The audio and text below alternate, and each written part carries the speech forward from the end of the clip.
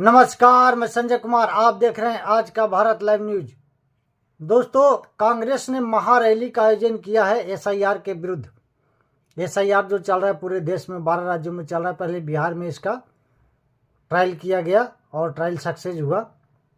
और सबको पता है कि एसआईआर का मुद्दा बिहार में नहीं चला, फिर भी राहुल गांधी के जिद ने इतना तूल दे दिया है कि उनको महारैली बुलाना पड़ा है। खास करके उसमें जो कांग्रेस के सहयोगी दल हैं, जो भी महागठबंधन के जो कहे जाते हैं, उनको इनवाइट नहीं किया गया। सिर्फ इसमें कांग्रेस हिस्सा ले रही है और राहुल गांधी हैं उसमें। आज मीडिया में बहुत खास उनका न्यूज़ नहीं दिखाया गया, हो सकता है कल से चलेगा, क्योंकि आज बिहार का कार्यकारी अध्यक्ष नितिन नवीन, जो बिहार के मंत्री हैं, सड़क मंत्री हैं, उनको कार्यकारी अध्यक्ष बना गया है बीजेपी का। तो पूरे दिन वही चलता रहा। और एक चलता रहा कार्तिकेय भगवान का तमिलनाडु में। आपको एक दिन बताया था वीडियो में, तमिलनाडु में एक कार्तिकेय भगवान, वहाँ मुरुगन भगवान बोला जाता है, जो शंकर भगवान के पुत्र हैं, उनके मंदिर है एक पहाड़ी पे। उस पहाड़ी पे दीपक जलाना था और वहाँ पे जो एक बनाया गया कब्रगाह या मजार बोलिए, मजार बनाया गया है।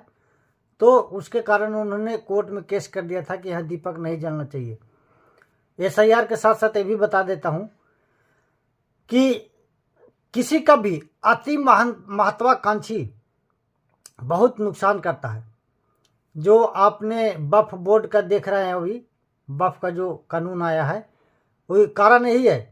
वक्फ बहुत पुराना, आज का मुद्दा नहीं है। मोदी सरकार को भी बने 11 साल हो गए, लगभग 12 साल हो गया, लेकिन अभी तक वक्फ में किसी ने हाथ नहीं डाला था। लेकिन इनके जो बड़े बड़े मौलवी मुल्ला हैं, इन्होंने क्या किया, किसी भी खाली पड़ी ज़मीन को ये बोल दिया कि मेरा वक्फ है।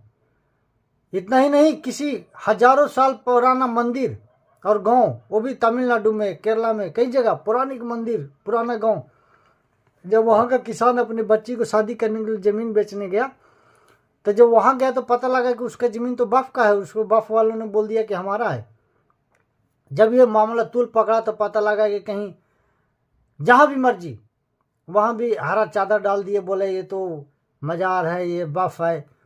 तब इस पे सरकार को कानून लाना पड़ा, देश में इसके विरुद्ध आवाज़ उठना शुरू हुआ। तो कभी भी अति महत्वाकांक्षी होना नुकसान करता है। जितना मिले उतना रख लीजिए। मिला हुआ था उस पर संतोष करते, नए नए पे दावा कर दिए। अभी आपको पता होना चाहिए कि 70% वक्फ का ज़मीन, खास करके बंगाल में, वो सरकार का हो जाएगा, क्योंकि उनके ना तो कोई कागज़ मिल रहा है। वक्फ का कागज़ क्या है, जैसे मेरा ज़मीन है, मैंने वक्फ को दान दिया, तो मैं उसका रजिस्ट्री करूँगा या कोई लिखूँगा, बॉन्ड लिखूँगा, कुछ तो प्रूफ होना चाहिए। और भी ज़मीन अगर मेरा है तभी दे सकते हैं। लेकिन उन्हें कहीं किसी का ज़मीन हो, कोई हो, उसको कब्जा लिए हैं, या सरकार की ज़मीन हो, रेलवे का ज़मीन हो, वन विभाग का ज़मीन हो, तो इनका चल रहा था। लेकिन जब गांव के गांव और बड़े बड़े गांव में कब्जा करने लग गए, बड़े बड़े ग्राउंड में, वहाँ पे एक हैदराबाद में न्यूज आ रहा था, डिफेंस का ज़मीन था, फौज का ज़मीन, उसको वहाँ के राज्य सरकार ने दे दिया। रेड्डी सरकार है वहाँ। थोड़े दिन पहले उन्होंने एक नारा भी लगाया था कि Muslim is Congress, Congress is Muslim. तो चलिए ठीक है, उनका तो अपना राजनीतिक है, तो लगाए तो कोई बात नहीं। लेकिन उन्होंने डिफेंस का ज़मीन को वक्फ कर दिया। अरे डिफेंस का ज़मीन वो कई साल से हैं, जब अंग्रेज गुलाम थे, अंग्रेजों गुलाम थे, तब से डिफेंस के कई जगह ज़मीन है, कई जगह और भी सरकार ने दिए हैं। तो हर जगह जहाँ भी मर्जी वहाँ पे अपना कब्जा करना शुरू कर दिए। देश में आवाज़ उठा तभी आया है।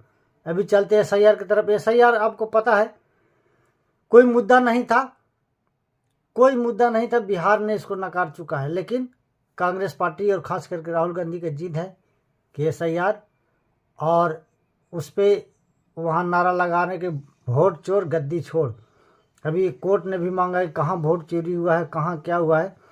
आपको एक बताता हूँ वाकया।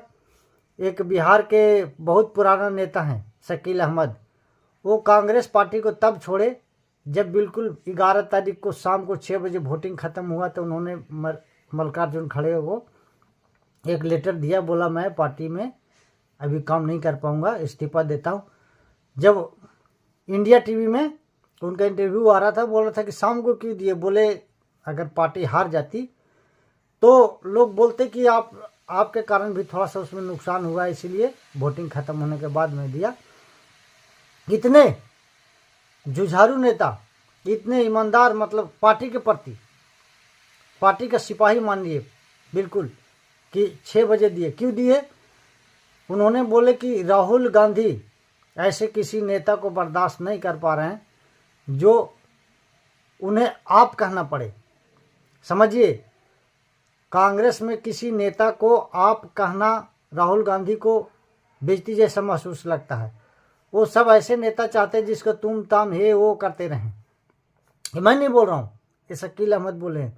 उन्होंने SIR पे भी बोला कि जब SIR चल रहा था बिहार में, मैं उस मुस्लिम गांव का नाम मिस कर रहा हूँ, बोले कि एक बहुत बड़ा मुस्लिम गांव है, वहाँ मैं गया था तो मैं बोला कि भाई SIR चल रहा है, देखना कहीं किसी का वोट उठ ना कट जाए। उनके रहते हैं, उसके विधानसभा में था, गुरुआ विधानसभा से वो लड़ते थे पहले। तो वहाँ वो गांव वाले बोले कि सर यहाँ पे SIR हो गया, वोटर लिस्ट आ गया है और यहाँ पे एक भी कोई वोट गलत नहीं है।